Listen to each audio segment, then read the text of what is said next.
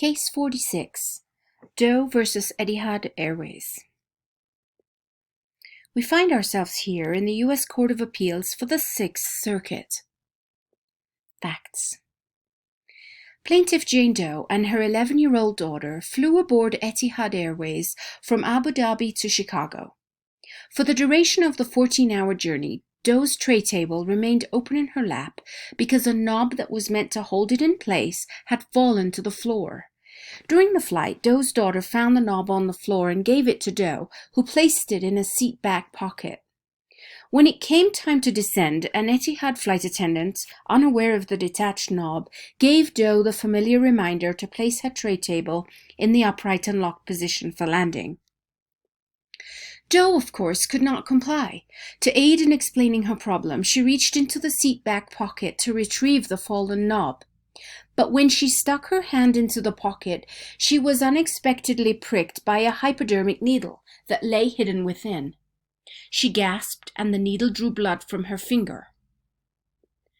Doe claims damages from Etihad for both her physical injury and her mental distress, shock, mortification, sickness and illness, outrage and embarrassment from natural sequel of possible exposure to various diseases.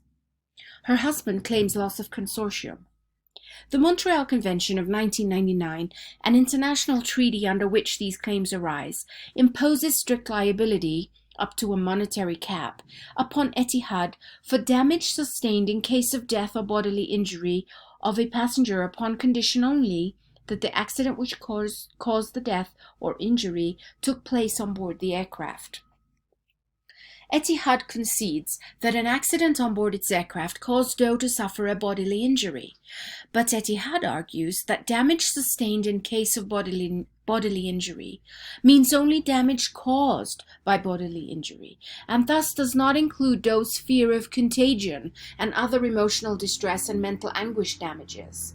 Damages that Etihad claims were caused not by Doe's bodily injury, the small hole in her finger, but by the nature of the instrumentality of that injury, the needle. The district court agreed and granted partial summary judgment for Etihad, but the district court erred both in reading the additional caused by requirement into the treaty and in concluding that Doe's bodily injury didn't cause her emotional and mental injuries.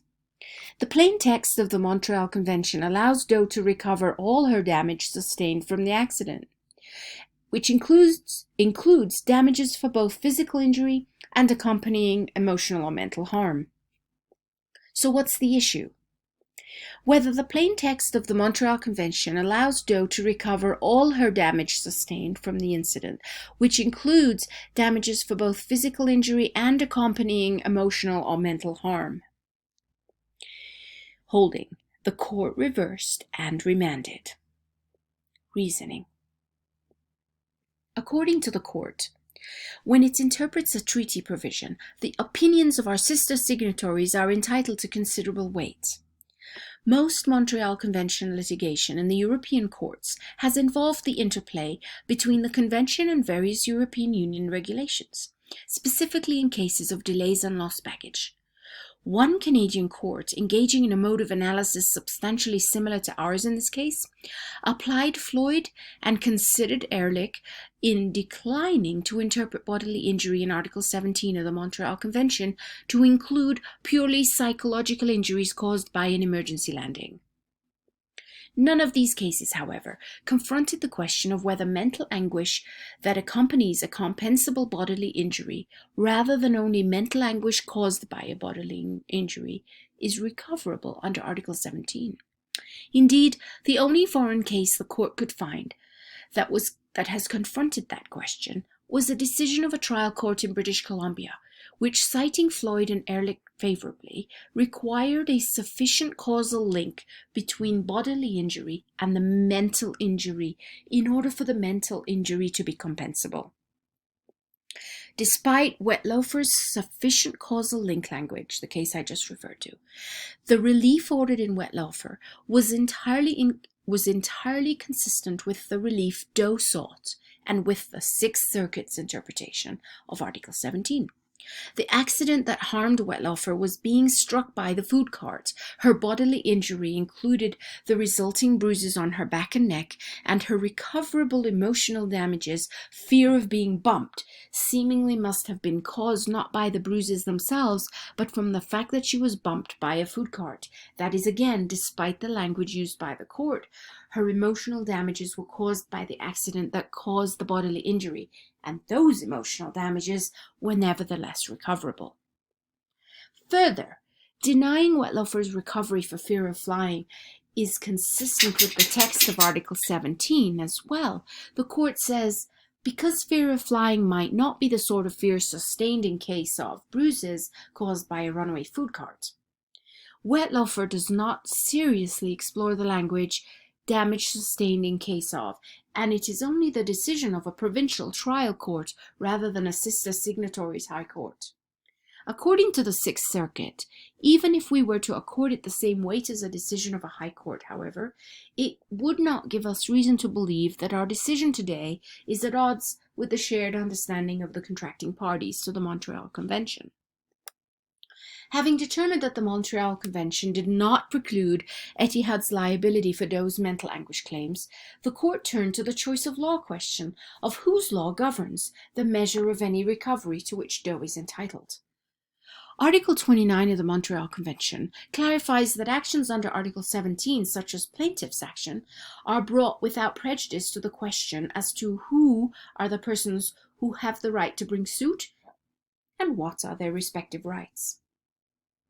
The U.S. Supreme Court has held that the effect of the parallel provision in the Warsaw Convention, Article 24, is to leave to the domestic law of the contracting parties the determination of how a successful plaintiff's damages are measured. In this case, then, the district court should measure Doe's damages by whatever law would apply to an analogous case in the Eastern District of Michigan. An analogous case would be a diversity action for personal injury damages. Neither party in Etihad asserted a rational reason for the Sixth Circuit to hold that any law other than Michigan's damages laws should apply to govern the measure of plaintiff's recovery, including any recovery by Doe's husband for loss of consortium. Plaintiffs were Michigan residents, so there was no reason to apply the substantive law of any state in the U.S. other than Michigan. And Etihad has not argued that the law of the United Arab Emirates should apply. Michigan's substantive damages laws therefore govern the measure of any recovery that plaintiffs win.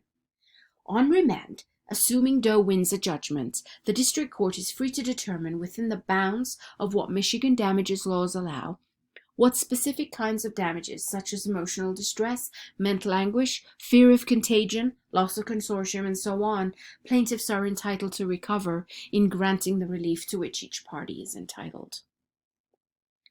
Prior to Etihad, courts almost universally held that a passenger who suffers bodily injury as a result of an accident is entitled to physical damages, but is only eligible for emotional damages to the extent any such damages are attributable to the bodily injury sustained. The Sixth Circuit in Etihad, however, concluded that passengers may be able to recover for emotional damages that are completely divorced from any bodily injury sustained. In doing so, Etihad departs from nearly a century of jurisprudence on this issue, both domestically and internationally, given the Montreal Convention's interpretation by courts in foreign signatory jurisdictions.